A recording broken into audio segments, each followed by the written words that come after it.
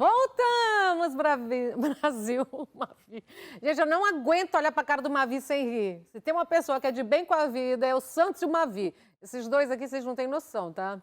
Eu tenho que falar para vocês, assim, porque às vezes eu volto rindo. Desculpa, viu, doutor? É que o Mavi é muito engraçado aqui. Doutor Gregor Ospoff, gente, presta atenção agora. Este homem entende da nossa mente, hein? Olha só, psicanalista e neurocientista. Nós vamos falar sobre o que é ansiedade coletiva e como e por que ela acontece. E, na verdade, é o que mais tem acontecido ultimamente, né, doutor? Exatamente. Né?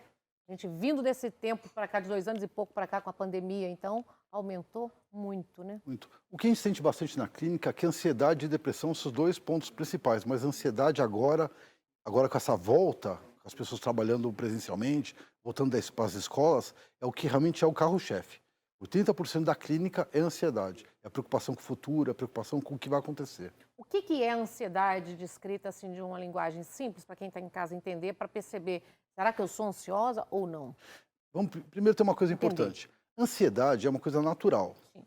Então, todos nós temos ansiedade, naturalmente. O que é ansiedade que a gente está tipificando, dizendo o que é ruim para a clínica? É quando passa, quando você não consegue dormir porque está pensando no problema do amanhã, quando você está preocupado com uma prova que vai acontecer daqui 2 semanas. Sabe, quando aquilo te tira do Sofrimento conforto, antecipado, um sofrimento, né? um peso, sabe, uma coisa que te tira do conforto. Aí já é um alerta que a ansiedade tá pegando. Mas não é que é uma doença ou que tá te fazendo um mal. O mal é quando é uma coisa recorrente e esse peso nunca passa. E aí, gera o quê? Gera uma série de transtornos, que vai repercutir na questão alimentar, na questão emocional, nas questões de relações sociais, no sono, que é principalmente o pior que eu vejo, porque a pessoa dormindo mal, ela vai ficar com os nervos à flor da pele, ela vai ter uma relação muito ruim com a sociedade, com as pessoas que ela convive. E está no geral? Você percebe que essa ansiedade coletiva que está falando aqui está no geral? A ansiedade coletiva, no geral, como aconteceu, Não tem como, né? não tem, mas assim, o que acontece? A ansiedade não é exatamente coletiva, a ansiedade é pessoal. É pessoal, mas é que pegou no momento, a gente disse que é coletivo porque está no momento da pandemia. E todo mundo ficou preocupado, aí de repente chegou agora. Pode tirar a máscara. Aí a gente vai ver as informações, a China está em lockdown. Está uma nova cepa, XZ, está no Reino Unido. Chegou 2 casos no Brasil. Liberou, tem carnaval agora. Então, será que é essa expectativa de tantas informações que leva a gente também para essa ansiedade? Porque a gente não sabe o que é certo, na verdade. Tá, vou tirar máscara. Tiro máscara, não tiro máscara, corro risco, não corro risco, tomo vacina, tomei a vacina, tô 100% protegido, não tô. Toda hora tá vindo variantes, então acho que está gerando muita ansiedade nas pessoas, exatamente esse monte de informação. Essas informações, como as pessoas estão vivendo, elas perderam também uma rotina, um ritmo de vida que elas tinham, estabeleceram novos, isso tirou o conforto que elas tinham, deu um desconforto, porque é tudo novo. Então, assim, a novidade também cria ansiedade. Tem pessoas que têm uma dificuldade com o novo, com mudanças, então essas vão sentir mais ansiedade. Então, assim, essa questão, essa ansiedade social, como pode dizer assim, mais social, ela tem a ver com esse momento da pandemia, mas também tem a ver com essa nova construção que nós estamos criando de sociedade, essa forma de viver que nós estamos vivendo agora, que o pessoal estuda em casa, estuda na escola, trabalha em casa, trabalha no escritório. Essas variações ainda não se estabilizaram. Isso também cria uma ansiedade. Então, diz que em Recife, eu acho que 20 dias atrás, 26 alunos passaram mal no mesmo dia, no mesmo tempo, numa escola. Exatamente. Esse é um caso interessante, mas ele não fala só sobre esse caso, ele vai falar sobre outros casos. Por quê? Eu atendo uma pessoa que ela trabalha num escritório. Nesse escritório tem 20 pessoas aproximadamente. 4 tiveram crise de ansiedade. Então, isso mostra que o ambiente não é propício, ou alguma coisa está errada. Alguma coisa está errada no ambiente. Alguma coisa está também, né? errada. Outro dia eu fui dar uma palestra numa escola. 4 professores, 3 tiveram crise de ansiedade e burnout. Então, assim... E aí, hein? Explica pra gente essa crise de ansiedade. Então, o que acontece? As pessoas não estão aguentando a pressão, não estão aguentando a forma que elas estão vivendo. É muita pressão que ela está botando em si mesma. Não é só uma questão externa, É uma questão interna, que ela tem que realizar, ela tem que ser boa, ela tem que ser perfeita, ela tem que cumprir com Muita aquilo. cobrança? Muita autocobrança também. Mais Aqui, ó, tá aqui, autocobrança ó. Entenda as possíveis causas da crise de ansiedade que atingiu 26 alunos de escola estadual no Recife. Então, isso mostra, tem uma coisa interessante Psicologia. nesse caso, que pode não ser uma coisa desse dia, não é uma coisa de Você um acha que pode acontecimento. somatizar? Isso é uma coisa que vai se somando, como um verniz, vai se dando uma camada acima de camada, que vai chegando e deu essa... Ou será que era alguma prova? Mas infelizmente houve essa questão toda, que todos eles sofreram, a 26, porque muitos falam assim, foi uma encenação. Mas 26 crianças ensinando, 26 adolescentes, tem que ser uma combinação muito grande. Mas isso mostra que alguma coisa está errada no nosso comportamento, na forma que a gente está levando a nossa vida. Talvez a gente tenha que rever esses detalhes de sociabilização, detalhes de cobrança e autocobrança que as pessoas estão tendo. Porque estamos vivendo um momento que a gente tem que ser perfeito, a gente tem que ser bom, a gente tem que ser bom em tudo. E aprender o máximo, ser ótimo, ser perfeito. E essa cobrança, então, para as crianças, hein? Isso é pior Hoje ainda. criança não brinca, não faz nada, meu Deus. Só tudo grudado na tela de computador. Porque brincar para a criança faz parte do desenvolvimento. Então, quando você tira a brincadeira da criança e deixa ela no computador, não é ruim.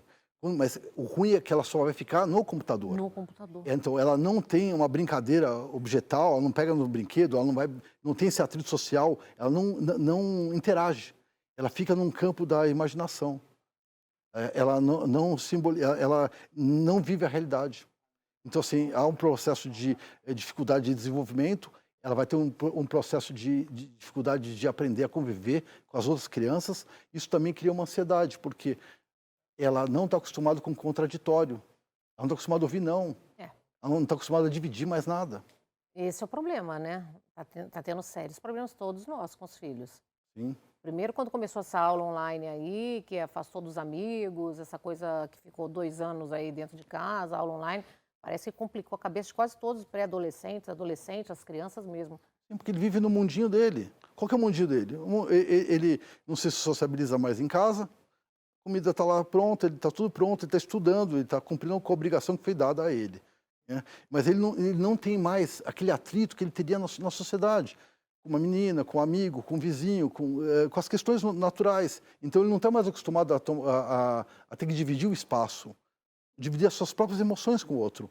Então ele só consegue viver a própria emoção, a própria vida. Ele fica no joguinho, ele mata o outro, ele morre, e aí ele restarta. Mas a vida a gente não restarta todo dia. A vida é real. O real não é joguinho. Então o real não é o virtual. E aí, o que fazer? Esse é o momento. Esse é o momento que a gente tem que dividir o tempo, voltar talvez dar uns passos para trás, não negar a forma que nós vivemos hoje. Sim, não negar a informação, mas também segurar um pouquinho, né? Vai para o parque, dá uma volta, a família também, porque muitas vezes os pais reclamam das crianças, dessa questão da ansiedade, mas quem está mais ansioso são os próprios pais, que trazem essa ansiedade para a criança. A ansiedade, de certa forma, ela pode ser transferida, porque você fica na cobrança, você fica o tempo todo sobre imposição, deixa a criança, ela nunca relaxa. O tempo que ela deveria para brincar, para relaxar, para subjetivar, para ter a vida dela, ela tem que produzir. Estudar, produzir. Produzir. A aula daquilo é uma cobrança mesmo, né? Então, mas só que o produzir é intelectualmente. Não é o produzir na lavoura, não é o produzir brincando. É um produzir intelectual, muitas vezes acima até da maturidade que essa criança tem. Porque os pais querem que ele seja Estão amadurecendo antes do tempo mesmo. tem que ser o melhor para quem? Tá fazendo mal, né? Eu queria que você me explicasse um pouquinho, agora falando sobre a ansiedade, a crise de ansiedade. Porque as pessoas que têm crise de ansiedade falam que é terrível. Isso que é uma sensação, uma agonia, um disparo no peito, não uma sensação de falta de ar. Isso muito é a síndrome do pânico, né? Que é onde que ela chega num ponto que então, essas sensações é uma crise de ansiedade, que chega a crise do pânico, onde ela não consegue se controlar, e ela fica 10 a 15 minutos achando que vai morrer, que vai dar vai ter um troço, não sei, ela não vai aguentar. E essa crise de ansiedade, ela nunca vem do nada. Ela tem sempre uma origem. E essa origem não é concreta. Eu tive um problema, eu briguei com o meu chefe hoje de manhã e agora eu tenho isso. Muitas vezes isso pode estar ligado à infância. Vai somatizando? São coisas lá guardadas? Vai somatizando. Por quê? Porque a gente sempre tem um olhar para o outro. É o outro que nos conduz, é o outro que nos causa. Mas onde essa pessoa é responsável, onde ela está na própria dor, nessa situação toda, onde ela permitiu que isso tudo acontecesse. Muitas vezes ela fica calada, não expõe as suas questões, ela não fala o que dói, ela vai levando como se tivesse tudo bem, vai varrendo debaixo do tapete. E aí um dia aquilo lá fica tão forte, de uma hora para outra, aquilo lá estoura, explode. mas para dentro. E ela fica nessa crise. É o peito, ela fica às vezes paralisada, às vezes aqueles estresse tão grande, porque ela não sabe o que está acontecendo, ela não consegue perceber. Ela não sabe exatamente qual que é o momento que ela está vivendo. Mas isso pode começar lá atrás, por exemplo, com essas crises de ansiedade, que é essa comum que a gente está falando, que está todo mundo meio ansioso? Sim, pode começar. Mas assim, que ela não vai, uma hipótese, ela não quer mais trabalhar em casa. Há 2 anos, eu nunca quis trabalhar em casa. Uma hipótese. E ela ficou trabalhando todos os dias em casa. É criança gritando, é o cachorro latindo, é o vizinho, é o marido, a mulher, o estresse, todos os dias. E ela fica pensando, qual será o dia que a empresa vai chamar para voltar? Então, só que são 300 dias, são 200 dias de trabalho de um ano, mais 200 dias no outro ano, então já deu 500 dias. São 500 dias de ação. É muita coisa. É muita coisa. E isso vai dando uma pressão. E aí, alguma coisa, vamos dizer que o chefe fala para ela, não voltaremos mais a trabalhar presencialmente. Muitas empresas faliram, aconteceu isso. Aí acontece. Não foi aquela frase. Mas aquela frase fez sentido naqueles 2 anos de vivência que ela teve. Então, isso tudo, por isso que é muito difícil você tentar normatizar como se a sociedade toda vivesse da mesma forma. Cada um vive a sua realidade e tem a sua dor. E por isso que é importante que ela sempre busque entender que dor é essa, onde está apertando o seu calo. Porque muitos falam assim, isso não é nada. Não é nada porque não é com você, né? Quando é com a gente, nosso problema é o mais importante. Por isso que é importante... É que a gente já, por natureza, já somos egoístas, né? A pessoa fica pensando, né? Não é comigo, é com ele, né? Então a gente tem que sentir a dor do outro. Sim, mas o que a gente fala no consultório? Umas primeiras perguntas. Como você se vê? A pessoa fala assim, mas como eu me vejo? Como assim? Não, como você se vê? Você já tem uma vivência, você viveu a sua vida com você mesmo. Como você está se vendo nesse momento? Ansiedade, você está ansioso, você está isso? Não, é porque o meu chefe não, eu estou falando de você. Como você está se vendo nesse momento, nessa situação? E a partir daí, começa a elaborar que percepção que ela tem da própria vida. Se ela realmente já está vivendo um momento de ansiedade. E a ansiedade tem um problema grave, porque depende do nível que estiver, a pessoa começa a perder todo o compasso da vida. No sono, na comida, nas relações e tudo. A pessoa que está ansiosa, você está falando de alimentação de tudo. Por exemplo, tende também a, por exemplo, pessoas tomar café, essa coisa, pode piorar essas crises de ansiedade? Você acha que tem alimentos que também pode atrapalhar um pouco? Ou dentro de crise de ansiedade você pode passar a comer mais também? Sim, porque às vezes... Vai causando outros distúrbios, Vão né? causando distúrbios. A pessoa come mais porque ela quer suprir alguma coisa que tá, porque é um prazer comer, né? O café pode ser também, porque também é um estimulante, e estimulantes a mais, a pessoa já está estimulada, já está excitada nessa questão da ansiedade, tudo mais acontecendo, e mais um pouco de café, mas às vezes toma até, como chama? Energético, que também é um outro negócio difícil, energético, café, então, açúcar, então tudo isso vai somando. Agora, a ansiedade, ela vai tirar a pessoa do prumo, se ela tem questões com a alimentação, ela vai comer mais, se ela fumar, ela vai fumar mais, ela vai beber mais, tudo ela vai exagerar. E tem pessoas, às vezes, que ficam ansiosas, mas também não comem, que também tem esse efeito contrário, que vão emagrecendo porque elas ficam sem fome de forma até diferente do que a gente espera, né? Espera que a pessoa gostaria de se saciar e alimentar-se mais, né? Mas é um momento difícil. E qual que é o perigo, né, tudo isso aí? Esses gatilhos podem favorecer, num todo, o que a gente está acontecendo, essa ansiedade coletiva, né? E se a gente observar, então, dentro de casa, a gente começa com as transformações no geral, porque está todo mundo na mesma situação, não importa que seja criança, adulto, pai ou mãe. A gente tem que observar 2 caminhos aqui. Primeiro, o adulto, você falou de casa, então o adulto, como ele está vivendo, e as crianças. As crianças, elas estão abaixo dos adultos, então elas sofrem como se fosse uma interferência direta de cima para baixo, vamos dizer assim. Então essa energia se os adultos estão ansiosos, estão com problemas e estão vivendo assim, muito acelerados, as crianças vão ficar também. A gente pode passar para o filho É. que a gente, nosso estado... Porque a criança, como é que o que a criança momento. precisa? Ela precisa ter uma vida boa, confortável, ela tem esse conforto. Agora, quando os adultos não estão confortáveis, estão desconfortáveis e trazem isso para a criança, também deixa a criança acelerada. E essa aceleração é ruim porque a criança não entende o que está acontecendo. Porque é como se você criasse uma expectativa de alguma coisa negativa, como se fosse um filme de suspense. Ela não sabe o que vai acontecer e ela fica sempre naquela expectativa. E essa expectativa do que vai acontecer pode gerar medo, ansiedade, frustração, pode gerar outras questões, porque ela está vendo que alguma coisa está acontecendo de errado, mas ela não entende o que é o dinheiro, o que é a relação de trabalho, o que é que está acontecendo nas relações familiares. Porque para ela a vida é muito simples. É só comer, dormir, estudar, fazer as coisas básicas. O adulto às vezes fica colocando essa questão sem explicar, né? Mas se sente também que está nesse momento, eu acho que o interessante é procurar uma ajuda também, né? Um profissional, né? Porque tem crise de ansiedade aqui, as pessoas dificilmente conseguem sair sozinhas também, né, doutor? Na verdade, a crise de ansiedade são raras vezes que a pessoa sai sozinha. Isso que eu tô falando, precisa de ajuda Precisa de sempre. ajuda. Por quê? Ela não consegue se enxergar. Eu vou usar uma frase do Saramago, que para ver a ilha, você tem que sair da ilha.